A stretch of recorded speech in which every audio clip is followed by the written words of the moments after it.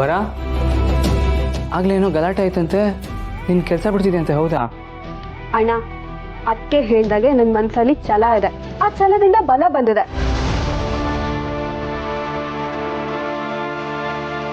ನಾನು ಕೆಲಸ ಬಿಡ್ತೀನಿ ಅಂದ ಮಾತ್ರಕ್ಕೆ ಸೋಲ್ತೀನಿ ಅಥವಾ ಜೀವನದಲ್ಲಿ ನೊಂದ್ಕೊಳ್ತೀನಿ ಅನ್ನೋ ಅರ್ಥ ಅಲ್ಲ. ಏನ್ ಹೇಳ್ತಾ ಇದೀಯ ಮಗಳೇ? ಕಷ್ಟಪಟ್ಟು ಕೆಲಸ ಪಡ್ಕೊಂಡಿದ್ಯಾ, ಓದಿದ್ಯಾ? ಇರ್ಬೋದು ಅಪ್ಪ, ನಾನು ಕಷ್ಟಪಟ್ಟು ಓದಿದ್ದೀನಿ, ಕಷ್ಟಪಟ್ಟು ಕೆಲಸ ಪಡ್ಕೊಂಡಿದ್ದೀನಿ, ಇದನ್ನೆಲ್ಲ ಸಾಧಿಸಿದ್ದೀನಿ. ಆ ಸಂತೋಷ ನನಗಿದೆ. ಆದ್ರೆ ಅತ್ತೆ ಮಾತಿಗೆ ವಿರುದ್ಧವಾಗಿ ನಾನು ಕೆಲ್ಸಕ್ಕೆ ಹೋಗ್ಬೇಕು ಅನ್ನೋ ಹಠ ಇಲ್ಲ ಅಪ್ಪ. ಹಂಗಾದ್ರೆ ನಿಮ್ಮ ಅತ್ತೆ ಮುಂದೆ ನೀನ್ ಸೋಲೊಪ್ಕೊಂಡೆ? ಇಲ್ಲ, ಅವಳು ಈಗ ಸೋತು ನಮ್ಮಮ್ಮನ್ನೇ ಗೆಲ್ಲಕ್ ಹೊಟ್ಟಿದ್ದಾಳೆ.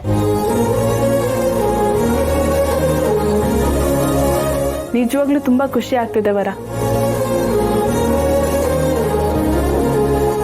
ಇವತ್ತಿನ ಹೆಣ್ಮಕ್ಳಿಗೆ ಇರ್ಬೇಕಾಗಿರೋ ಗುಣ ಇದು. ಪರಿಸ್ಥಿತಿನ ಅರ್ಥ ಮಾಡ್ಕೊಂಡು ಎದುರುಗಡೆ ನಿಂತಿರೋರ್ನ ಗೆಲ್ಲೋದಿದೆಯಲ್ಲ, ಇದೇ ನಿಜವಾದ ಜಾಣ್ಮೆ.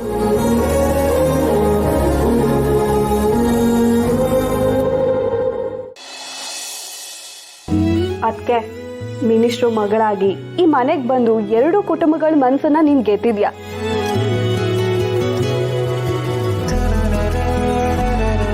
ಅದಕ್ಕೆಲ್ಲ ನೀನ್ ಎಷ್ಟು ಕಷ್ಟಪಟ್ಟಿದ್ಯಾ, ಯಾರ್ಯಾರನ್ನ ಹೇಗೆ ಹ್ಯಾಂಡಲ್ ಮಾಡಿದ್ಯಾ ಅನ್ನೋದು ನನಗೆ ಚೆನ್ನಾಗಿ ಗೊತ್ತು.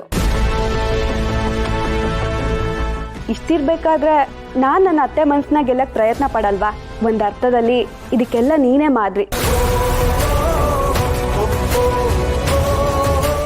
ಆಗ ಅತ್ತೆ ಕೋಪದಲ್ಲಿದ್ರು, ಅದಕ್ಕೆ ನಾನು ಮಾತಾಡ್ಲಿಲ್ಲ. ಆದ್ರೆ ಒಂದಲ್ಲ ಒಂದಿನ ಅವ್ರ ದಾರಿಲೇ ಹೋಗಿ ಅವ್ರ ಮನ್ಸನ್ನ ನಾನು ಗೆಲ್ತೀನಿ.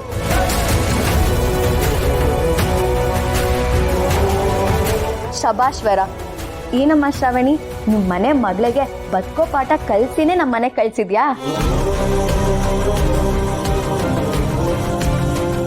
ಆದ್ರೂ ನನ್ನ ಮಗಳಿಗೆ ಏನೂ ತೊಂದರೆ ಆಗೋದಿಲ್ಲ. ನಾನು ಅಣ್ಣ ಇದ್ದೀವಿ. ಅವಳಿಗೆ ಯಾವುದೇ ರೀತಿ ಕಷ್ಟ ಬರ್ದಿರೋ ಥರ ನಾವು ನೋಡ್ಕೋತೀವಿ. ಅವಳು ಬರೀ ನನ್ನ ಅತ್ತಿಗೆ ಅಲ್ಲ, ಅವಳು ನನ್ನ ಫ್ರೆಂಡ್ ಕೂಡ. ಅವಳನ್ನ ನಾನು ಬಿಟ್ಕೊಡ್ತೀನಾ?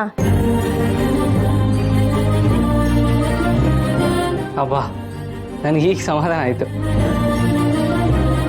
ನನಗೆ ಗೊತ್ತು ಸುಬ್ಬು, ನೀವು ಇದೇ ವಿಚಾರದ ಬಗ್ಗೆ ಯೋಚನೆ ಮಾಡ್ತಿರ್ತೀರಾ, ಊಟ ನಿದ್ದೆ ಎಲ್ಲ ಬಿಟ್ಟಿರ್ತೀರಾ ಅಂತ. ಅದಕ್ಕೆ ಸಮಾಧಾನ ಹೇಳೋಗೋಣ ಅಂತ ಬಂದ್ವಿ.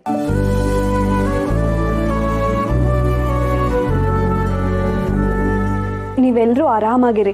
ಅಲ್ಲಿ ಏನೇ ಆದ್ರೂ ಅದನ್ನ ನಾನು ನಿಭಾಯಿಸ್ತೀನಿ.